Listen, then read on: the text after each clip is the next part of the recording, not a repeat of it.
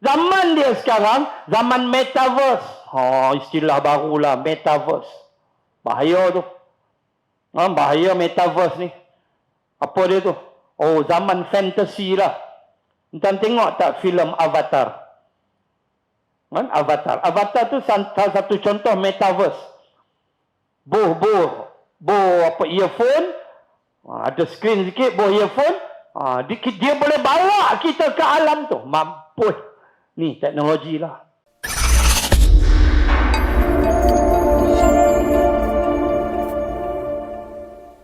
Assalamualaikum warahmatullahi wabarakatuh. Alhamdulillahilladzi nazzalal furqana ala abdihi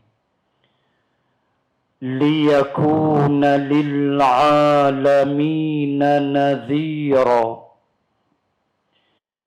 الذي له ملك السماوات والأرض ولم يتخذ ولدا ولم يكن له شريك في الملك وخلق كل شيء فقدره تقديرا.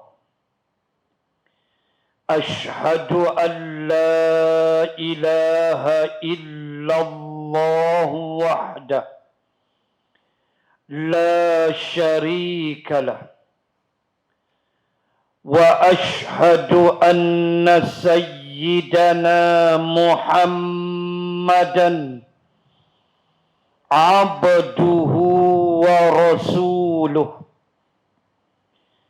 اللهم صل وسلم على رسول الله وعلى آله وصحبه أجمعين. سبحانك لا علم لنا إلا ما علمتنا إنك أنت العليم الحكيم. بسم الله ما شاء الله لا حول ولا قوة إلا بالله العلي العظيم. أما بعد. Muslimin dan muslimat rahimakumullah. Sambung muka surat 297, perkara 22. Masih lagi membahaskan persoalan yang berhubung dengan menerima manfaat amal kebaikan sehingga ke hari kiamat. Itulah tajuk yang kita bahaskan, yang telah dibentangkan oleh Al-Qaradawi. Dan kita sambung perkara 22. Semangat inilah yang mendorong Abu Darda radhiyallahu anhu, seorang sahabat Rasulullah sallallahu alaihi wasallam, menanam sepohon pokok yang amat lama menghasilkan buah, sedang dia di waktu itu telah berada di hujung hayatnya. perkara 22 yang kita sambung pada malam ini. Al-Qaradawi membawa suatu kisah. Kisah seorang sahabat Rasulullah sallallahu alaihi wasallam,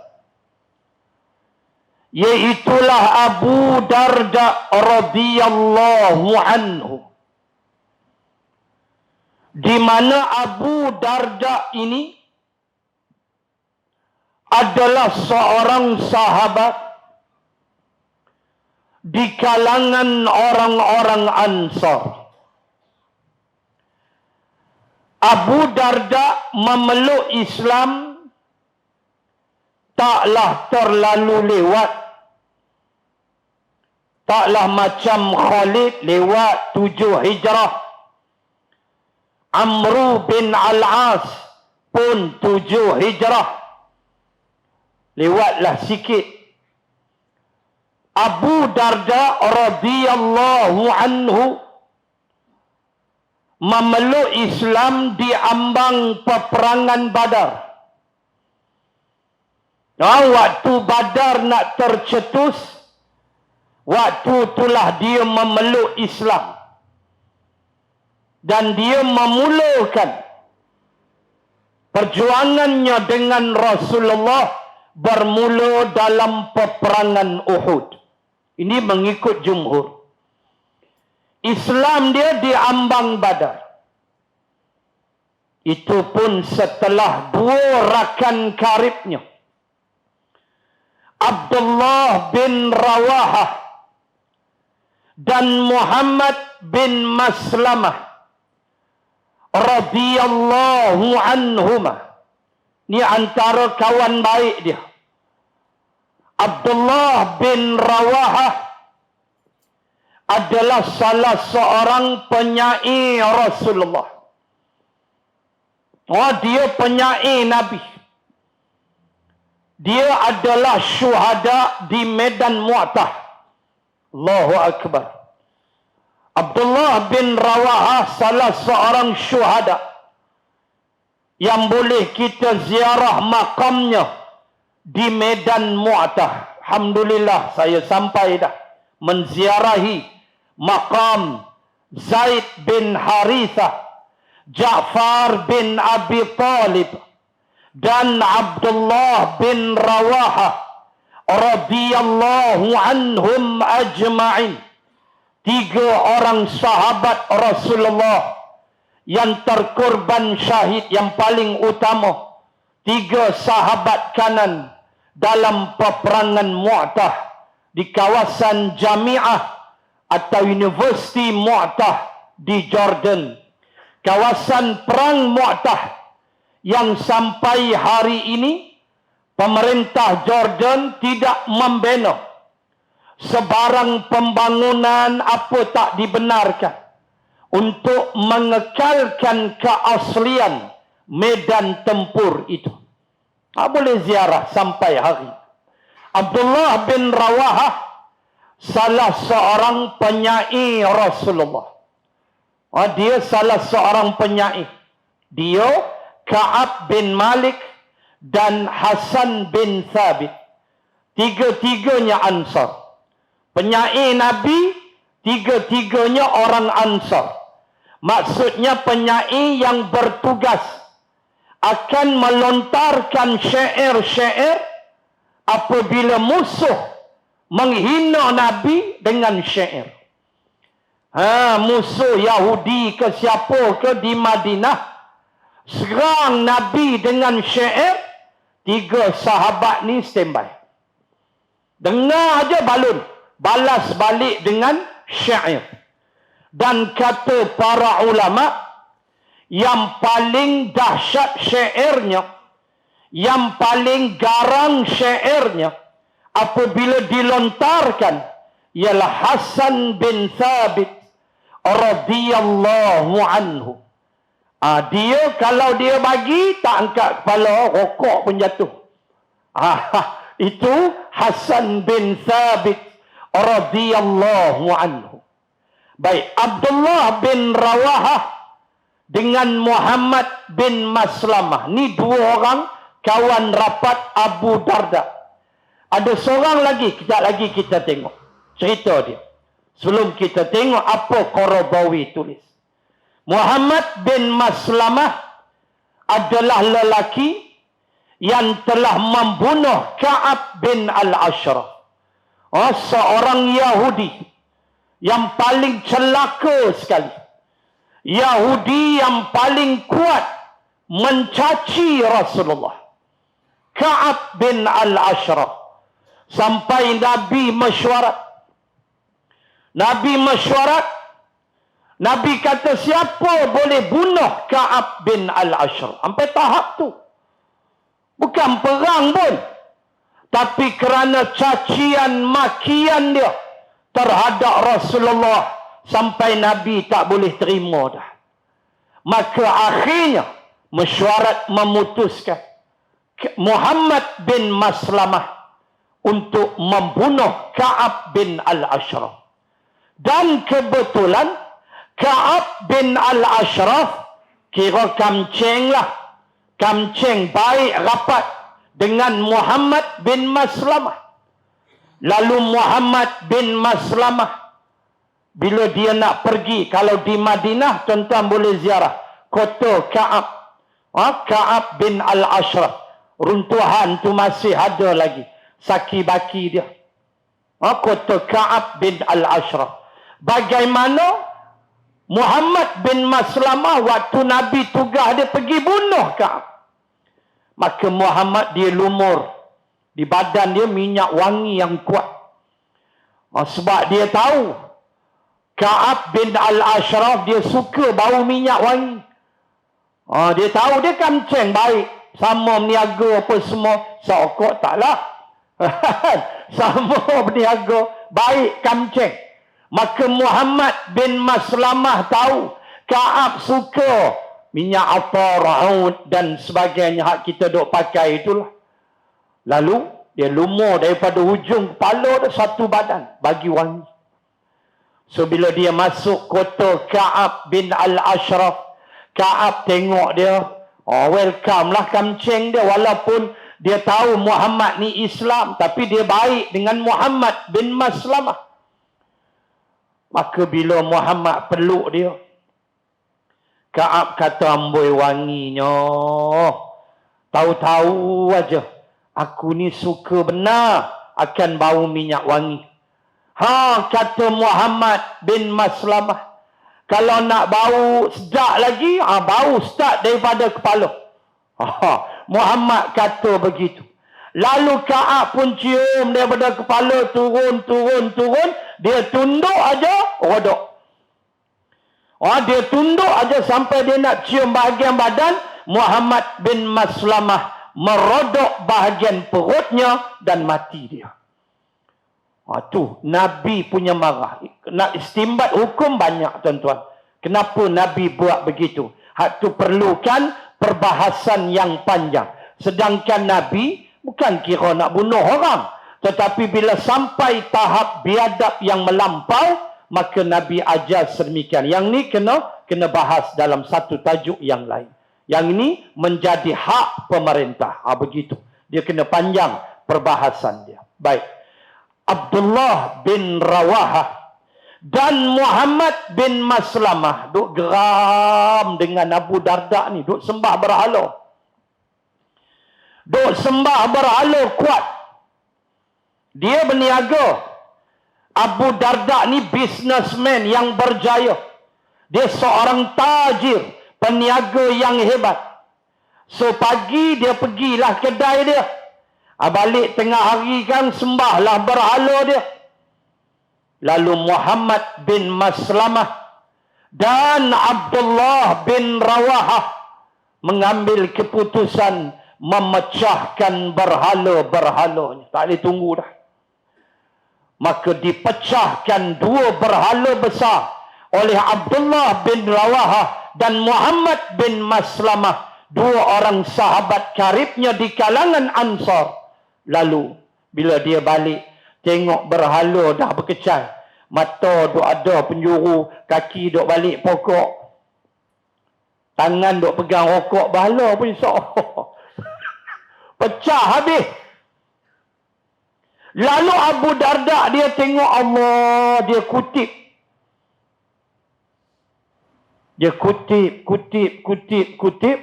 Sambil kutip tu dia bercakap, kenapalah tak boleh bela diri sendiri. Sambil dia kutip kepengan berhala tu, dia kata, kenapalah kamu ni bagi makan hari-hari. Dia tak tahu makan tu tak siapa kebah. Bagi makan hari-hari, tak kala tak boleh bela diri sendiri. Sehingga akhirnya dia mula terfikir, alangkah bodohnya aku. Dan menjelang peperangan Badar, dia memeluk Islam. Bila dia dah peluk Islam, seronoklah. Isteri dia Ummu Darda pun seronok. Semua pakat seronok. Timbul masalah baru pula. Apa masalah dia? Tak peduli dunia pula dah. Dia tak peduli bisnes dia. Dia tak involve dah urus niaga perniagaan dia. Dia duk kerja semayang sunat, puasa sunat, hari-hari puasa sunat. Sampai dia kata perniagaanku ini mengganggu ibadahku. Akhirnya dia meninggalkan dunia dia. Sampai bini dia Ummu Darda naik pening kepala. Berkata Imam Az-Zahabi, pengarang kitab yang banyak, antaranya kitab Al-Kabair, kitab yang menghimpunkan dosa-dosa besar, 72 dosa-dosa besar, karangan Imam Az-Zahabi. Imam Az-Zahabi telah berkata, sesungguhnya yang paling utama ialah menghimpunkan kedua-duanya, kata Imam Az-Zahabi, iaitu mengambil dunia dan meneruskan peribadatan. Kata Imam Az-Zahabi, tidakkah itu yang dilakukan oleh Abu Bakr? Kata Imam Az-Zahabi, tidakkah itu yang dilakukan oleh Sayyidina Osman? Tidakkah itu yang dilakukan oleh Abdurrahman bin Auf? Mereka kaya raya, mereka berjihad di jalan Allah. Tak katalah semangat Abu Darda dah berubah. Kawan duk sembah patung, mai-mai kenai Allah, mula nak lempak dunia. Salah tu. Tak betul peringkat awal Abu Darda melakukan kesilapan, menyebabkan seorang lagi, yang ni paling karib, yang ini paling karib dengan Abu Darda. Kira kalau dia kata A, Abu Darda tak boleh bantah, kena kata A. Siapa dia? Salman Al-Farisi. Salman Al-Farisi, kamceng dia yang paling rapat. Satu hari Salman duk dengar dah perangai Abu Darda. Tak peduli rumah tangga, tak peduli bini, tak peduli nafkah, tak peduli. Duk kira puasa sunat hari-hari. Malam bangun tahajud, siang puasa sunat. Niaga dah tak mau, nafkah dah mula tak ada. Dia kira duk semayang wirid, semayang wirid. Salman sudah mula dengar. Lalu Salman Al-Farisi mengambil keputusan untuk pergi rumah dia. Kebetulan Abu Darda waktu itu tiada di rumah. Ummu Darda sambut kedatangan Salman dalam keadaan kusut masai. Ummu Darda tu baju tak terurus, baju naik lusuh, kata para ulama. Lama baju dia, menunjukkan Abu Darda tak bagi nafkah, tak beli pakaian, tak beli apa pun. Duk kira semayang puasa, semayang puasa. Sampai bini dia pun tak terurus. Tak boleh, salah. Kita dengan isteri wajib pertama nafkah. Bukan kata batin sahaja, nafkah zahir, belanja dia, Wajib. Kemudian apa? Makanan dia. Makan kena ada. Sehari berapa kita makan, dia kena makan. Pakaian dia. Pakaian dia Islam aja. Setahun 2 kali kena beli pakaian untuk isteri. Kalau buka kitab fiqah, setahun 2 kali. 2 kali itu maksud dia musim panas, musim sejuk. Nah, ikut kitab lama lah, kitab Arab lama. Maknanya ada hak dia yang mesti ditunaikan. Sebab itu kita kena bagi nafkah ke dia. Sebab dia berkhidmat untuk kita. Begitu. Dia layan kita, dia buat untuk kita, maka wajib diberi nafkah, kata ulama. Dan kalau tak beri nafkah, katalah bercerai, 5-6 bulan tak duduk sebumbung, maka nafkah jadi hutang. Lepas tu bercerai. Habis bercerai, ingat tak kena bayar? Kena. 5 bulan. 5 bulan tu hutang. Kena bayar kan dia, jadi hutang. Walaupun dah bercerai. Ni hukum. Kena faham. Abu Darda pulun sampai tak peduli bini. Ummu Darda kata dekat Salman, entahlah wahai Salman, aku tak tahulah dia nak jadi apa. Tak dipedulinya aku. Dia kira semayang puasa, semayang puasa. Salman mula naik marah. Lalu pulanglah Abu Darda. Maka bila pulang Abu Darda, Salman terus ke dapur, memanggil Abu Darda dan memerintahkan Abu Darda, hang makan sekarang juga. Tak makan, puasa. Hari-hari puasa. Abu Darda, hari-hari. Salman kata hang makan sekarang. Kalau hang tak makan, putuh kawan. Setengah kitab sebut, kira aku tak kawan hang, bahasa mudah putuh kawan. Aku tak mau kawan dah hang. Makan. Lalu riwayat menyebut Abu Darda mengikut arahan Salman makan. Malam tu Salman minta izin bermalam di rumah Abu Darda. Tidur sebilik dengan Abu Darda. Tiba-tiba dia nak bangun tahajud. Salman kata, "Hana buat apa?" Kata, "Nak semayang." "Jangan semayang. Hampir tunai urus bini." Oh, Salman ni angin. Tak peduli bini. Tak peduli buat tak kisah. Sedangkan isteri juga ada perasaan. Ada benda yang kita kena belai dia, kita kena raih perasaan dia.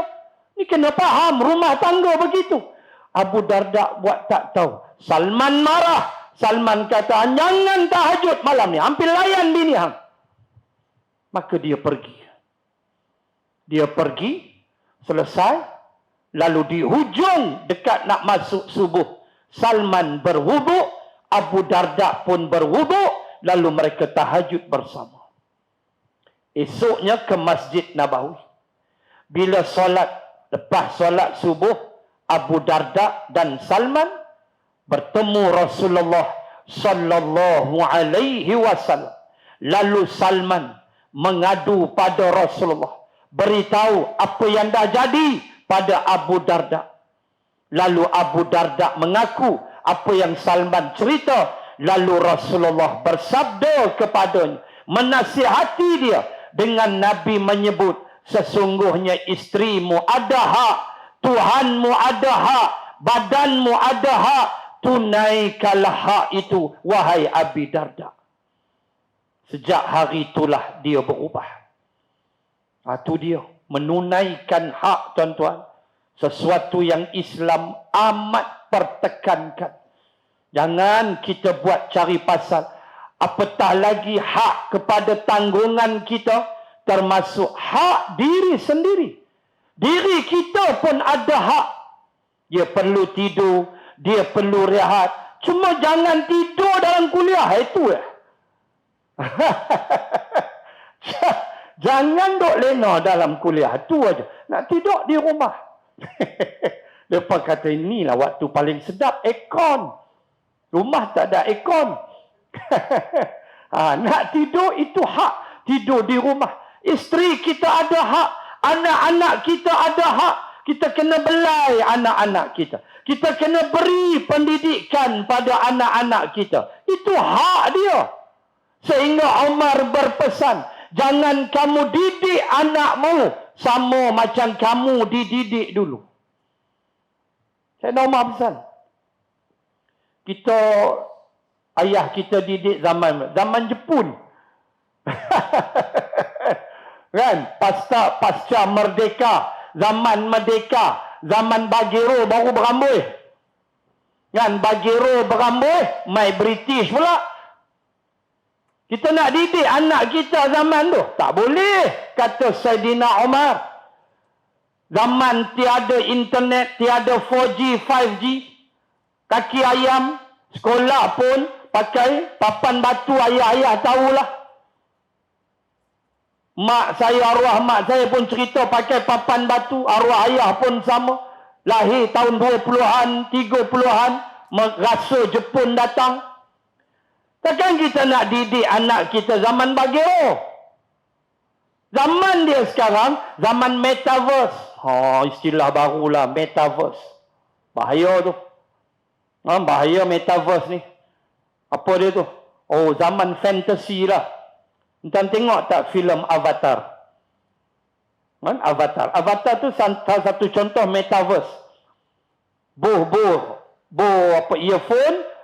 Ada skrin sikit, earphone. Dia boleh bawa kita ke alam tu. Mampus. Ni teknologi lah. Jaga. Jangan sampai terlajak dengan metaverse. Walaupun ia teknologi. Ni zaman budak-budak lah. Dan ada main guli-guli. Suruh budak-budak main congkak. Mampus. Kita dulu main hitam jari kan. Main congkak. Zaman kita dulu India punya kaut. Hitam jari. Main congkak. Budak lah congkak. Apa yang dia tahu? Budak zaman sekarang. Dia tahu main game dia. Kan? Pegang. Masuk. Dulu belakang pokok. Disokong. Mek pening kita. Dia pergi perang. Di zaman lah. Kontrol lah cara teknologinya. Buatlah sekatan. Bila dia boleh on handphone. Bila. Kena ada. Benda-benda macam ni. Hak dia. Yang kita mesti tunaikan. Bukan beranak-beranak biar begitu. Tak boleh. Abu Darda ditegur oleh Rasulullah sallallahu alaihi wasallam. Dan Abu Darda berubah. Alhamdulillah. Dan kata para sahabat, Abu Darda ni seorang yang brilian. Dia genius.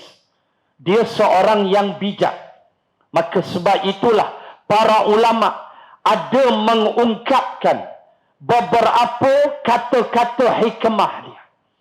Kata-kata hikmah Abu Darda. Saya nak sebut malam ni melalui kitab ini, Mahmud Al-Misri, akan beberapa patah ucapan Abu Darda untuk kita ambil pengajaran sebelum saya berpatah balik kepada kitab Al-Qaradawi ini. Kenapa? Sebab Abu Darda kata sahabat dia cerdik, kata-kata dia penuh hikmah. Baik, kita ambil satu dua, tak banyak. Baik, antaranya dia menyebut 1 jam bertafakur lebih baik dari beribadah pada 1 malam. Antara ucapan Abu Darda ialah sejam engkau bertafakur, memikirkan kebesaran Allah, memikirkan keagungan Allah. Tengok langit, Allahu Rabbi. Memikirkan Allah yang menggerakkan bumi, mengelilingi, beredar, mengelilingi matahari dengan satu pusingan yang kita namakan setahun 365 hari. Apakah bila datang 1 Januari 2022, otak kita fikir yang itu? Iaitu Allah yang menggerakkan bumi, beredar, pusing matahari, satu pusingan lengkap 365 hari pada kelajuan 29.8 kilometer sesaat. Sesaat bumi pergi 29.8 kilometer ketika dia pusing matahari. Siapa yang menggerakkan dia? Allah. Jangan masuk tahun baru kelang kabut. Azam tahun 60 pun tak tunai lagi. What is your azam tahun baru? Macam-macam lah. I tahun baru ni, I ingat I nak makan vitamin yang memutihkan kulit I semuanya. Kan ada yang tepi lebuh raya mana tu. Macam-macam orang iklan. Kita tengok pun pening. Tuan-tuan, kita nak sebut apa? Jangan ke situ aja. Allah yang menggerakkan bumi. Fikir ke tidak? Allah yang menggerakkan bumi di atas paksi dia. Bumi beredar di atas paksi dari barat ke timur seperti orang tawaf. Mengambil masa, mengambil kilometer dia 1670 kilometer sejam. Itulah putaran bumi di atas paksinya, menghasilkan siang dan malam. Kita fikir ke tidak benda ni? Mana-mana bahagian bumi yang hadap matahari siang, mana-mana bahagian bumi yang tak jumpa matahari malam, dia berputar. Mana-mana bahagian lautan yang menghadap bulan, maka pasanglah air laut itu. Pasang surut air laut dikawal oleh bulan. Allahu Akbar. Bumi berpusing, laut menghadap bulan. Dia tarik. Bulan ada sedikit kekuatan graviti. Bulan ada graviti walaupun tak banyak. Bumi 9.81 pada bacaan Newton. Itu kekuatan graviti bumi. Saya belajar engineering, saya belajar habis bab ni. Kita tahulah sikit-sikit dan kita layak bercakap sebab ilmu kita. Bulan dia ada graviti tapi tak banyak. Dan bila bumi berputar, laut menghadap bulan, bulan tarik jadi pasang, air laut pasang. Mana-mana laut yang tidak menghadap bulan surut. Itu teori dia. Simple. Fikirkah kita Allah yang buat semua? Ada ketafakur dalam otak kita? Okey, kau setahun, hurray, Yamseng keletuk nenek semua. Alhamdulillah tahun ni tak ada Yamseng semua tu. Putrajaya baca Yasin. Buat lagi nak mampu bunga api lah apa semua, merepek semua tu. Tuan-tuan, muslimin dan muslimat, tafakur kita, fikir keagungan Allah. Saya ada satu artikel saya simpan dalam saya punya Samsung Tab. Malangnya Samsung Tab saya rosak dan saya baru repair di Sunway. Di Sunway, Samsung punya repair station. So baru ambil 2 minggu lepas. So reset semualah dah rosak. Mujok dalam garanti lagi. So artikel tu hilang. Allah, saya punya sedih nak cari tak ingat website dia. Artikel apa? Artikel yang menyebut matahari semakin mendekati bumi. Matahari semacam dah makin dekat. Wa jumi'a syamsu wal qamar. Apabila matahari dan bulan bertembung, kiamatlah. Itu kan tanda-tanda dia tu. Dia makin dekat, dia makin mendekati. Kita terasa panas.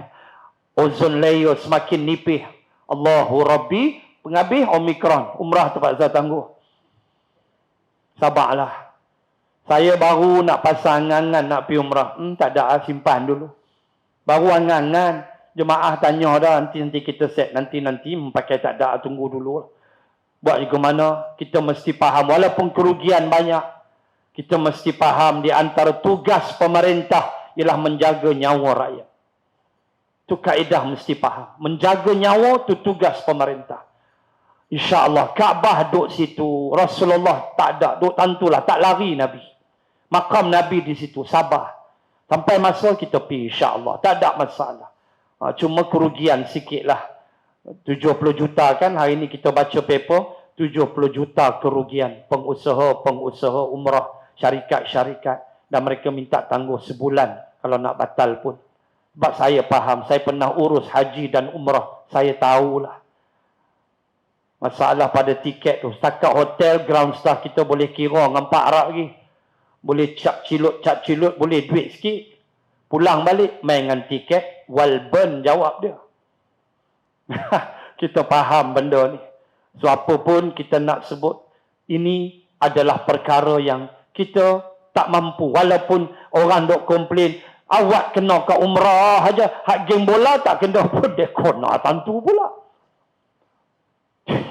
Dah balik umrah kena, Datuk Tuan Ibrahim pun kena. Tok guru kita Datuk Tuan Ibrahim, menteri kita pun kena. Dia, isteri, anak, cucu. Jiran saya ada yang kena kuarantin di Laguna, balik umrah juga kena. Ya buat gimana? Kita bukan minta. Kita tak minta Omicron ni. Tapi dia cepat, no. Seorang dia boleh pergi 8, 9. Dia tak macam Delta. Dia tak macam varian Delta. Delta seorang 2, 3 aja. Ini Omicron, ini Black Africa punya tuan-tuan, yang cari pasal. Dia ganas sikit.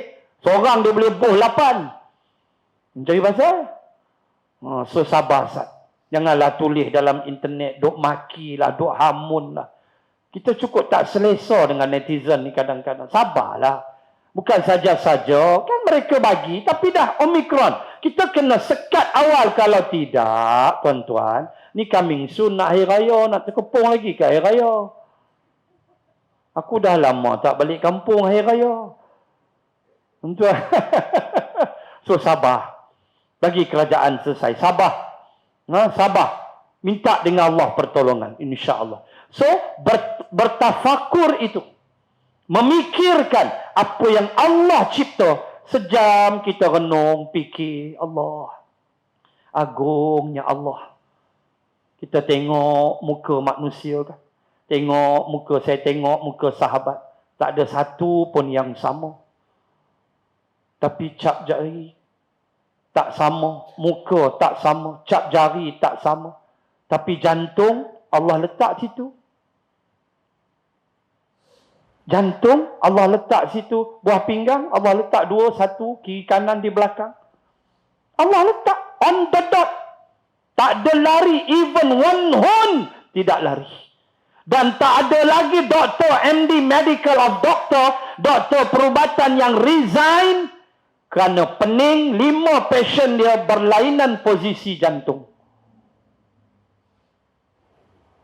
Main-main, pakcik sakit apa, tak tahu nafas tak berapa. Tak apa pakcik, kita cek. Bobo stetoskop tu, perak, tengok tak ada bunyi.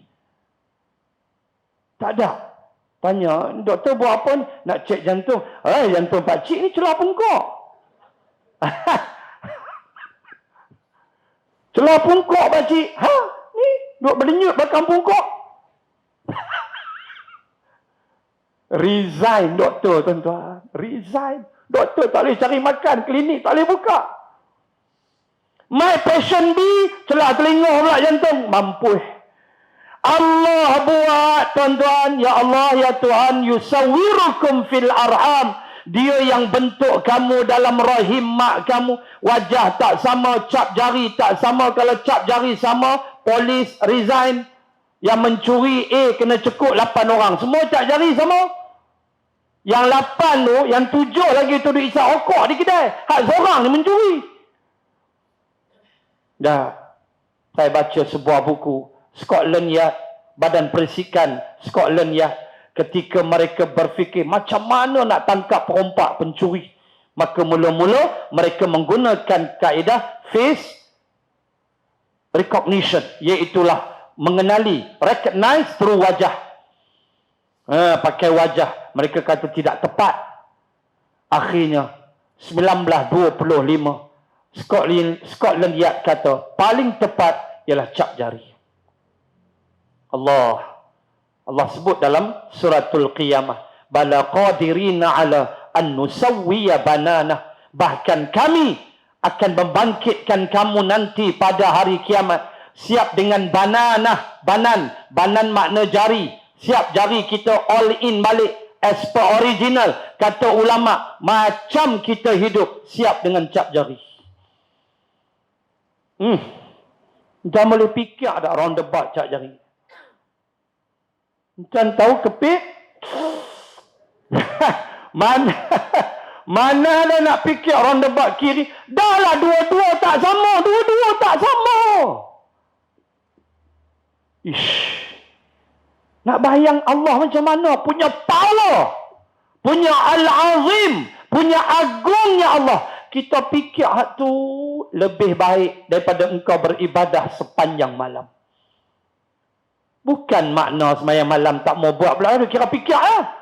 Oh, tak ci lagu tu. Mana dia nak buat tamsilan. Itu yang pertama. Yang kedua. 2, 3. Apa dia sebut? Okey. Seseorang mendatangi Abu Darda. Lalu berkata, berilah aku nasihat. Lalu Abu Darda menasihati. Ingatlah kepada Allah. Di waktu engkau senang, nescaya Allah akan mengingatmu di waktu engkau susah. Ingat Allah bukan waktu kita kena musibah. Waktu kita senang. Kita ingat Allah waktu kita senang, Allah akan ingat kita waktu kita susah. Allah akan hulurkan bantuan. Jangan bimbang. Fazkurni azkurkum. Fazkuruni azkurukum. Washkuruli wala takfurun. 152 Al-Baqarah. 152 Al-Baqarah. Allah kata, fazkuruni azkurukum. Maka ingatlah padaku. Aku akan ingat padamu. Ingat Allah. Waktu kita senang, ingat Allah. Jangan lupa Allah. Ingat Allah. Bila kita susah, Allah akan ingat kita. Maknanya pertolongan sampai. Baik.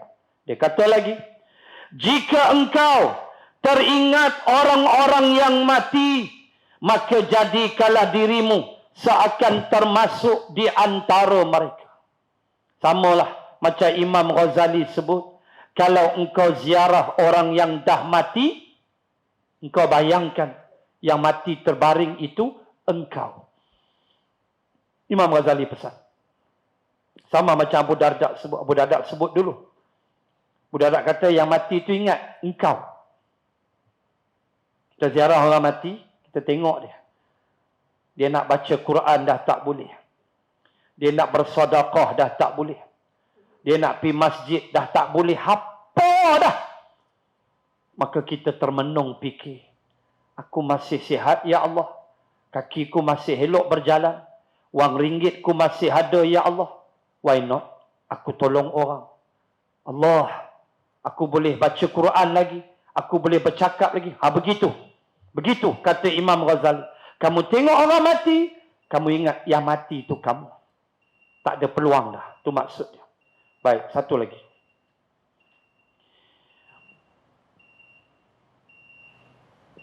Seandainya aku melupakan satu ayat Al-Quran dan tidak ada seorang pun yang dapat mengingatkan aku kecuali seorang yang berada di tempat yang jauh, nescaya aku akan pergi bertemu orang itu. Kata Abu Darda, kalaulah aku lupa satu ayat Quran, aku terlupa. Sebab itu kata ulama, Allah boleh melupakan Quran daripada kita. Na'udzubillah. Na'udzubillahi min zalik. Allah boleh buat. Bertiba jam, tak tahu nak baca Fatihah. Allah boleh buat tak? Boleh. Walau Fatihah baca hari-hari. Allah takut kita. Kata Abu Darda, kalau aku lupa satu ayat Quran, kemudian aku cari orang, tak jumpa. Tapi orang tu yang aku nak rojok balik ayat tu, duduk jauh sangat. Aku akan pergi jumpa dia. Apa Abu Darda nak pesan pada bab ini? Quran, jangan kita lupakan. Saya selalu sebut dengan tuan-tuan, hafallah hak juzu amma. Kalau tak mampu, mula dengan amma yatasa'alun, an-nazi'at, kemudian apa? Abasa, kemudian iza syamsu kuwirat, iza sama'un fatarat. Kalau tak boleh ikut susunan tu, kalau start daripada wasama izatil buruj, selepas al-insyiqaq, iza sama'un syaqqat, panjang tu, tak mampu Ustaz. Start wasama izatil buruj. Ambil. Oh, wasama izatil buruj pun boleh tahan kau Ustaz. Dia lari kona ke lain juga. Lepas was-sama'i zatil buruj, lepas al-buruj was-sama'i wat-tariq. Hai, at-tariq pun lari, sepak pungkok, jawab dia. Lepas tu sabbihisma rabbikal a'la, hal ataka hadithul ghasyiyah. Bawa. Start daripada at-tariq. Tuan hafailah. Hafai pelan-pelan. Untuk diri kita, untuk tarawih ke. Kan? Mana tahu kita minta berlindung, janganlah tarawih tahun ni pun celah lemari lagi, tak maulah. Tahun lepas dah okey dah, alhamdulillah kita boleh tarawih dah. At least untuk kita, untuk anak isteri ke, kita berimam ke apa ke, sekali-sekala ke hujan lebat tak boleh pergi masjid ke apa ke, kita jadi imam pada isteri kita. Takkan nak li'ila fi Quraisy aja. Kan laki, kan bini kata suamiku Quraisy. Kan? Suamiku Quraisy, dia kira surah Quraisy lain tak nak. Oi, tak acih lah. Naiklah was-sama'i wat-tariqa. Hafal daripada situ insya-Allah. Atas-atas tu kan panjang pula. Dan syamsu kuwirat tu panjang, tak betul gaya memang tak lepas. Tu dia duduk. Maka Abu Darda peringat, kalau lupa Quran, cari orang tolong peringat. Makna nak sebut apa? Nak sebut bahawa jangan kita tinggalkan Al-Quran. Allahu Akbar. Baik, satu lagi. Cantik ucapannya. Baik. Ya Allah, aku berlindung kepadamu dari hati yang bercabang-cabang. Antaranya dia doa, ya Allah, aku berlindung kepadamu dari hati yang bercabang-cabang. Baik. Lalu seseorang bertanya, apakah maksud hati yang bercabang? Lalu dia menjawab, hati yang seperti lembah-lembah dan pada setiap lembahnya terdapat harta. Apa tu? Hati yang terikat dengan dunia. Hati yang bercabang, kata Abu Darda, macam hati yang punya lembah-lembah yang banyak harta. Maksudnya, duk paut ke dunia tak habis. Buru harta sampai lupa semayang. Buru kerja duit ni sampai tak peduli amaran perintah Allah. Yang tu tak mau. Imbangkan kedua-duanya. Dan last sekali, berlindunglah kepada Allah dari sifat khusyuk seorang munafik. Abu Darda kata, berlindunglah kepada Allah daripada sifat khusyuk seorang munafik. Lalu sahabat bertanya, apa sifat, apa maksudmu khusyuk orang munafik? Lalu dia menyebut, tubuhnya menunjukkan khusyuk, hatinya tidak. Takut no? Tubuh kemah, hati dalam hancur. Tubuh kemah, jubah meleret, sapu habis. Serban 6 kaki, 2 inci, 3 hun. Punya tinggi serban. Tengok-tengok isap okok. Leceh betul. Dalam hati dia tu, dalam hati tu rosak. Hati dia rosak. Badan khusyuk elok, tapi hati nifak. Tak suka Quran, tak suka hukum Allah. Wal'ayyazabillah. Wal'ayyazabillah. Takut kita dengan perkara-perkara. Itulah beberapa ucapan Abu Darda radhiyallahu anhu berhubung dengan ucapan-ucapan motivasi dia yang sahabat sebut Abu Darda seorang yang brilian, seorang yang genius, seorang yang bijak, di mana ucapan dia dirakamkan oleh para ulama. Baik, balik pada kitab kita, perkara 22.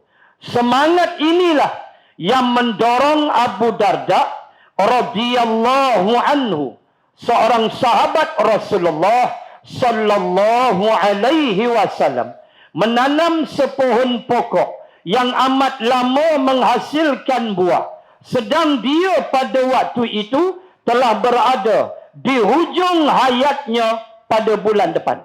Maaf, sesi akan datang. Kita sambung tak dan? Sambung 17 hari bulan. InsyaAllah 17 hari bulan saya habiskan perkara 22. Kita nak tengok bagaimana Abu Darda ajar kita untuk meraih pahala berpanjangan sampailah kiamat. Kemudian kita akan masuk tajuk baru, ibadah tidak mengurangi penghasilan. Itu tajuk baru, insya-Allah. Selepas kita bahas perkara 22 berhubung dengan tindakan Abu Darda, dan telah saya sebut tadi pengajaran besar yang kita belajar daripada kisah Abu Darda di awal keislamannya yang tak peduli isteri dan sebagainya, iaitulah apa yang Nabi sebut tunaikan hak. Hak wajib. Hak atas diri kita, isteri kita, anak-anak, keluarga, apatah lagi pemimpin. Hak atasnya kepada rakyat. Itu lagi berat yang mesti dia fikir sehabis-habisnya. Wabillahi taufiq wal hidayah. Assalamualaikum warahmatullahi wabarakatuh. Bismillahirrahmanirrahim. Alhamdulillahi rabbil alamin. Assalatu wassalam ala rasulillah wa ala alihi wa sahbihi ajma'in. Allahumma zidna ilman warzuqna fahman. Allahumma rzuqna fahman nabiyyin wa hifzal mursalin. Allahumma ja'al jam'ana hadha jam'an marhuma wa tafarruqana min ba'dih tafarruqan ma'suma. Wa sallallahu ala rasulillah wa ala alihi wa sahbihi wa baraka wa sallam.